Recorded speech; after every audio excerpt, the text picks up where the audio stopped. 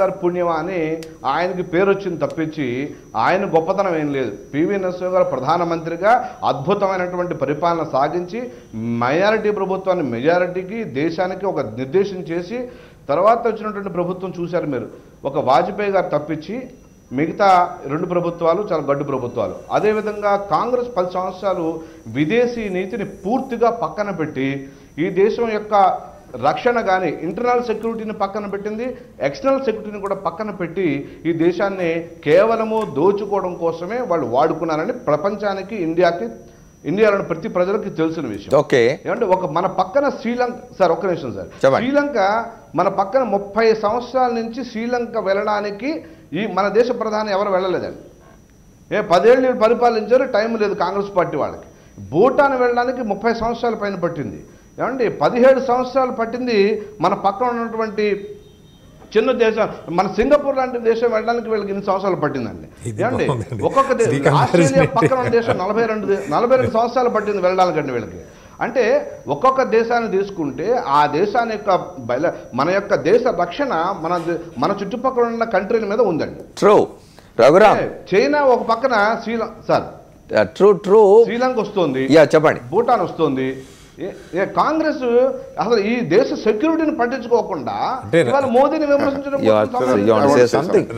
Raghuram, 1 second, Srinivasarao గారు రఘురామ్ గారు, అంటే ప్రధాని పాలనకు సంబంధించి దేశ భద్రత, పొరుగు దేశాలతో సత్సంబంధాలు ఉండటం కీలకమే, కానీ ఆయన అక్కడికి వెళ్ళారా లేదా అన్న దాన్ని బట్టి ఆయన సమర్థతను అంచనా వేయటం నేను మొట్టమొదటిసారి వింటా ఉన్నాను. అంటే పెట్టుబడుల కోసం వెళ్ళి, మీరు చెప్పిన దేశాలు పెట్టుబడుల కోసం వెళ్ళే దేశాలు కాదు, శ్రీలంక లేకపోతే సరిహద్దుల్లో ఉన్న దేశాలు భద్రతకు సంబంధించిన అంశం.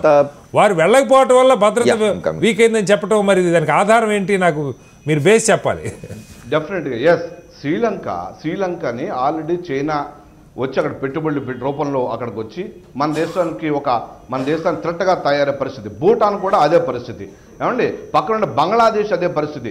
ఇవాళ బంగ్లాదేశ్ ప్రధాని రఘురామ్ గారు, అప్పుడు అట్లాంటప్పుడు చైనాని హ్యాండిల్ చేయాలి కదా మనం.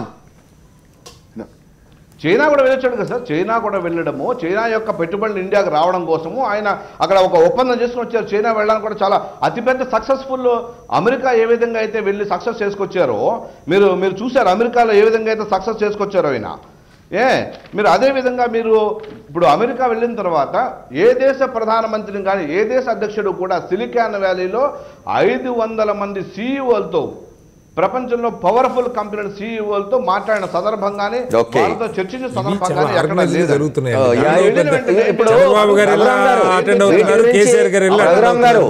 రఘురామ్ గారు, ఈ సీఈఓలను కలవడం గురించి, సీఈఓలతో భేటీ కావడం గురించి మాట్లాడుకున్నప్పుడు ప్రధానమంత్రి కావచ్చు, లేదా ఇప్పుడు మన రాష్ట్రాల ముఖ్యమంత్రులు కూడా చాలా మంది సీఈఓలను కలుస్తున్నారు. ఇవన్నీ ఆర్గనైజ్డ్ గా జరుగుతున్నవి. ఫలితం ఏమిటి, మనకు లాభం జరిగింది అనేది చూడాలి. ఇంతకుముందుకు శ్రీనివాసరావు గారు చెప్పినట్టు మన దేశంలో 130 కోట్ల మందిలో మధ్యతరగతి వాళ్ళు కనీసం ఒక 95 కోట్ల మంది ఉన్నారు. ఈరోజు 500 మంది సీఈఓలతో కలిసారు. ఈ సీఈఓలు ఎవరు? IT related CEOs. So IT అనేది ఎప్పుడు స్టార్ట్ అయింది? కాంగ్రెస్ ప్రభుత్వ హయాంలో.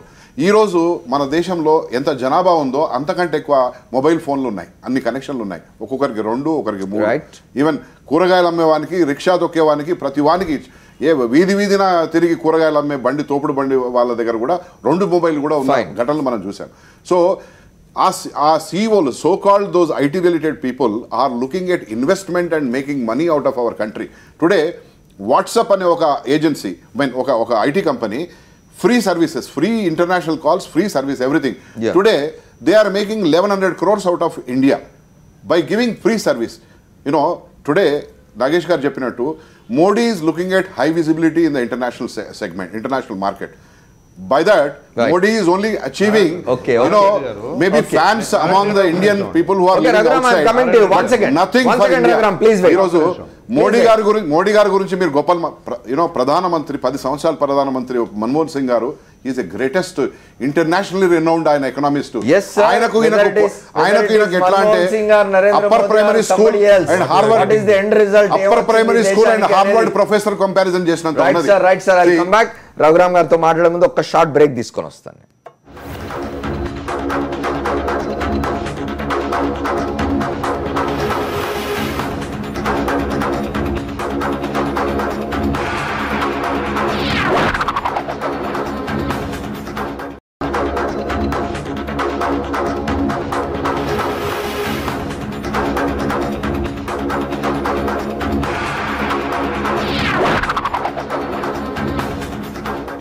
Welcome back to the fourth estate. మనం రఘురామ్ గారి దగ్గర పోయే ముందు నారాయణ యూఎస్సీ మోడీ గారు ఈరోజు బ్రిటన్ పర్యటన చేస్తున్నప్పుడు ఆయన పక్కన విదేశీ శాఖ మంత్రి సుష్మా స్వరాజ్ గారు, మళ్ళీ అట్లాగే మన ఫైనాన్స్ మినిస్టర్ అరుణ్ జైట్లీ గారు, అట్లాంటి వాళ్ళు ఉండాలి.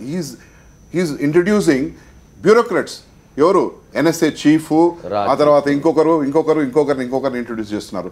Is that the status of our country? Prime minister will carry or take along with him bureaucrats, not the ministers, not his lieutenants. This is very bad precedent he has created.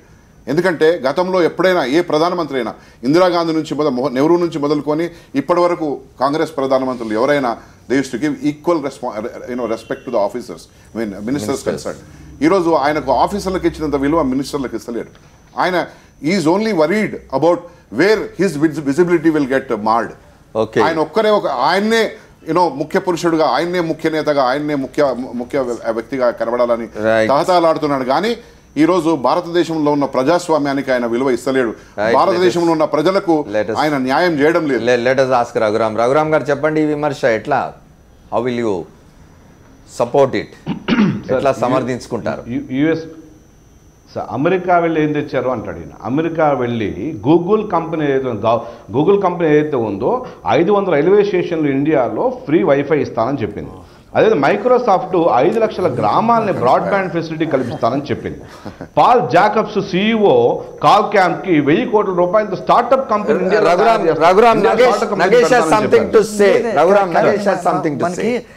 పెట్టుబడులు కావాలండి, భిక్ష వద్దు. మనకి ఏంటంటే wifi పెడితే ఎంత అవుతుందండి?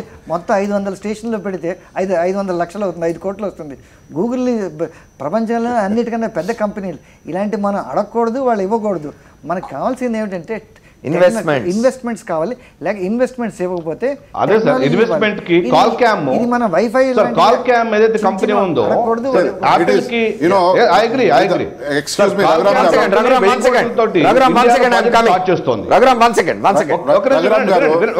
ఒక నిమిషం నారాయణ రెడ్డి గారు మాట్లాడేదానికి సమాధానం చెప్తాను. ఒక నిమిషం చెప్పండి. ఏమండి, కెనడాతో $1.6 బిలియన్ బిజినెస్ అగ్రిమెంట్ కుదిరినాయి. అదేవిధంగా UAE వెళ్తే they have promised 4.5 lakhs crores investments ఇండియాకి వస్తానని చెప్పారు. అదేవిధంగా చైనాతో 1.39 lakh crores ఒప్పందాలు జరిగాయి. సో జరగకుండానే మీరు అదేవిధంగా రామ్ మాధవ్ గారు నారాయణ రెడ్డి అని అంటాడు. రామ్ మాధవ్ గారు ఎందుకు లండన్ వెళ్తున్నాడని? అరే రామ్ మాధవ్ గారు ఇంటర్నేషనల్ అఫేర్స్ చూసే వ్యక్తి. ఆయన ఇండియాలో ఉన్నటువంటి అతి కొద్ది మంది వ్యక్తుల్లో మా పార్టీలో ఇంటర్నేషనల్ అఫేర్స్లో ఆయన ఆయనకు ఉన్నటువంటి అనుభవం అయింది. అవి వెళ్తూ వస్తూ ఉంటారు. అమెరికా కూడా వెళ్ళొచ్చారు. అలా అన్ని కంట్రీలను కూడా ఆయన వెళ్ళి వస్తూ ఉంటారు. దానికి లండన్లో కాంగ్రెస్ పార్టీకి అలవాటు. ఎక్కడికి వెళ్ళినా వాళ్ళు ఏం చేయాలి, డిఫెన్స్ డీల్స్ ఏం చేశారు అంటాడు. డిఫెన్స్ డీల్స్ లో చేసేది అలవాటు అయిపోయి 50 ఏళ్ళు పరిపాలన చేసి 60 ఏళ్ళు. ఓకే రఘురామ్, ఇవన్నీ బాగున్నాయి. Why not the foreign affairs minister, prime minister? Sir already మన విదేశీ వ్యవహారాలు ఎక్స్టర్నల్ అఫైర్స్ మినిస్టర్ గారు వెళ్ళి రావడం జరిగింది అక్కడికి. ఎక్కడైతే ప్రధానమంత్రి గారు వెళ్తున్నారో అక్కడికి ముందరే విదేశీ వ్యవహారాల మంత్రి వెళ్ళి అక్కడి యొక్క పరిస్థితులు ఆ టాక్స్ ముందరే చేపి వస్తున్న తర్వాత ప్రధానమంత్రి గారు వెళ్తున్నారు అక్కడ ప్రతి చోట. అది ఎక్కడ ప్రచారంలో లేదే. See, the frequency of the representative of BJP party Shri Raghuram గారు మాట్లాడిన దాంట్లో 500 రైల్వే స్టేషన్లో గూగుల్ ఏమైనా లైఫ్ లాంగ్ వాళ్ళ ఉన్నంత కాలం ఇంకోటి దాని విలువ ఎంత? 5 కోట్ల రూపాయలు నగేష్ గారు చెప్పినట్టు. ఆ తర్వాత వాళ్ళు 5,000 కోట్లు దాంట్లో నుంచి సంపాదిస్తారు. అట్లాగే క్వాల్కామ్ అన్నారు. క్వాల్కామ్ అంటే ఇప్పుడే చెప్పాను 130 కోట్ల మన మొబైల్ కనెక్షన్స్ మన దగ్గర ఉన్నాయి. అంటే Qualcomm is majority producer of the SIM card. అంటే 130 కోట్లు ఇంటూ 100 రూపాయలు పెట్టుకున్నా ఎన్ని లక్షల కోట్లు అవుతుందో మీరే అర్థం చేసుకోవచ్చు. అంటే ప్రతిసారి మీరు చేంజ్ చేసినప్పుడు అలా అంత బిజినెస్ క్వాల్కామ్ దొరుకుతుంది. సో దీస్ ఆర్ ద చాలా చిన్న విషయాలు వీళ్ళు ఈ విధంగా ప్రమోట్ చేసుకోవడము, సెల్ఫ్ ప్రమోషన్, రిమైండర్ యాడ్స్.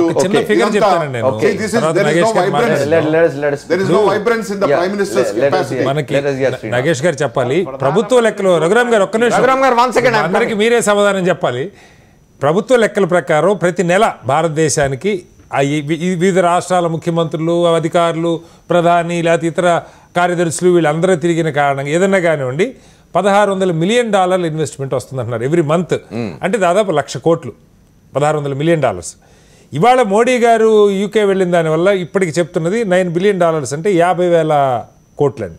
అంటే పెద్ద ఇది రెగ్యులర్గా వస్తున్న ఇన్వెస్ట్మెంట్ల కంటే పెద్ద ఎత్తున పెట్టుబడులు రాట్ల. వారు చెప్పారు 500 రైల్వే స్టేషన్లని.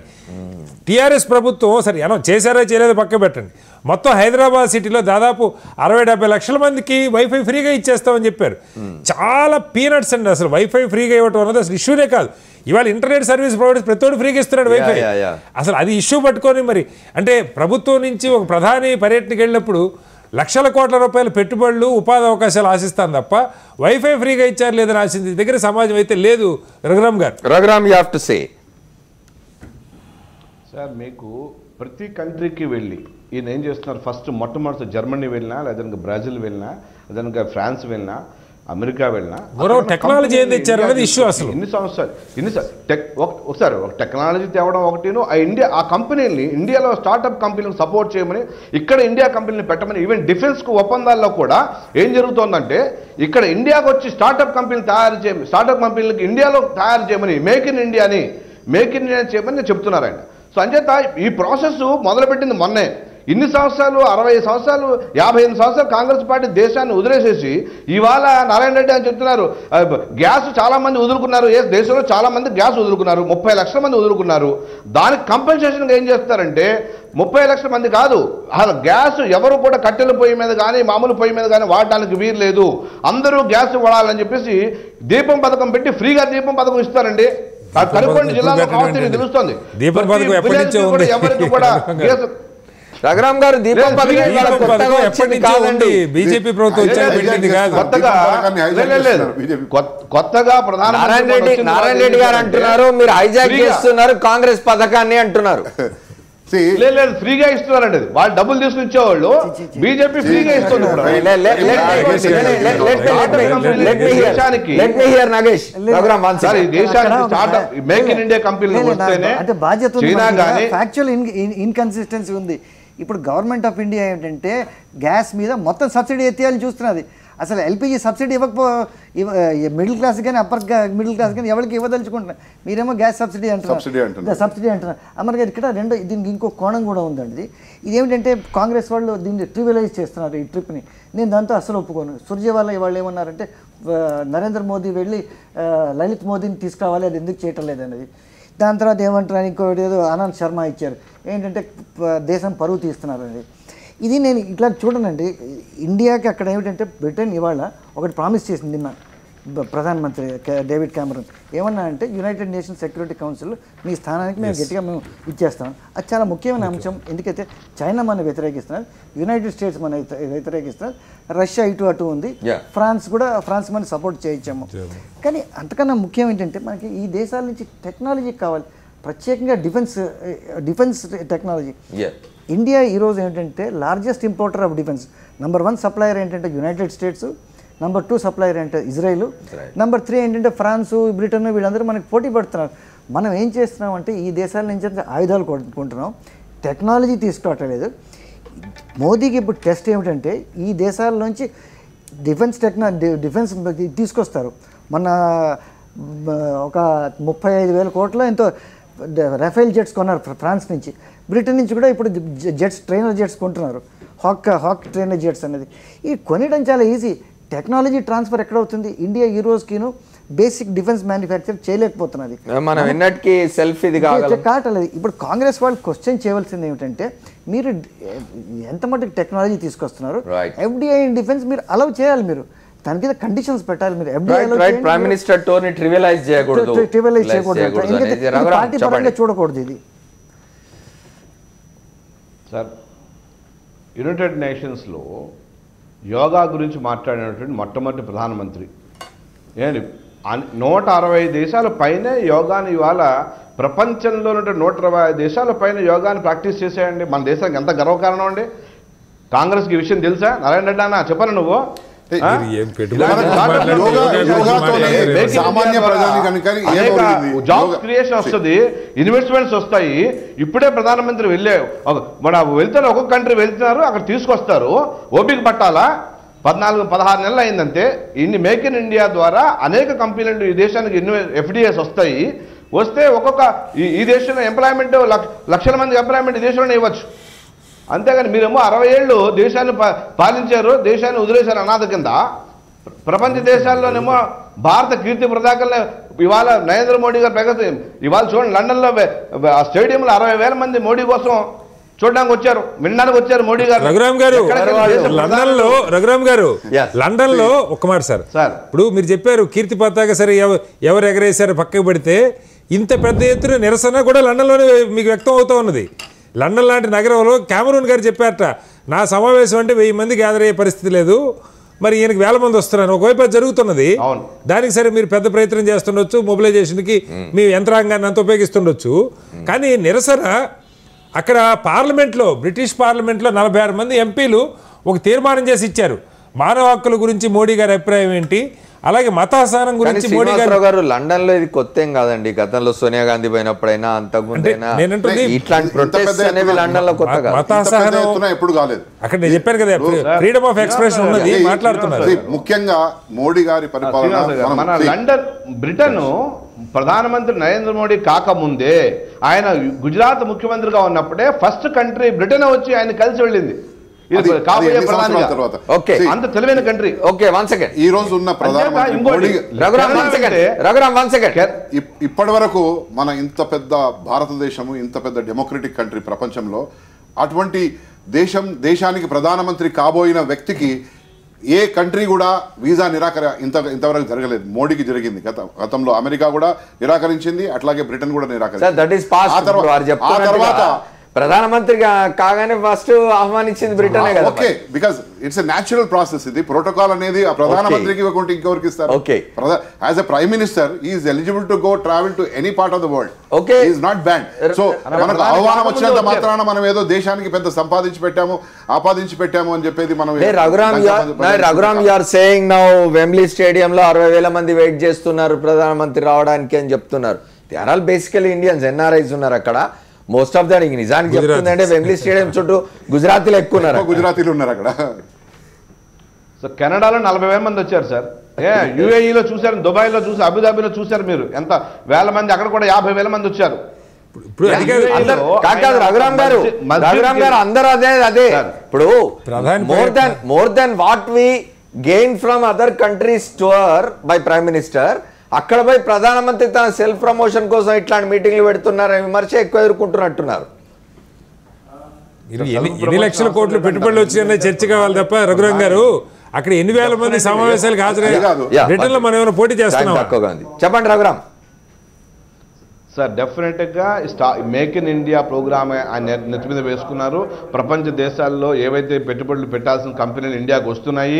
తప్పనిసరిగా ఈ దేశంలో స్టార్టప్ కంపెనీస్ కానీ మేక్ ఇన్ ఇండియా ఎక్కడ చేయమని ఇంతకుముందు కాంగ్రెస్ పార్టీ ఏం చేసిందంటే డిఫెన్స్ డీల్స్ కానీ ఏదన్నా వ్యాపార డీల్స్ కానీ ఆ దేశంలో ఇచ్చేది. ఇప్పుడు అలా కాదు, సాంప్రదాయం మారింది.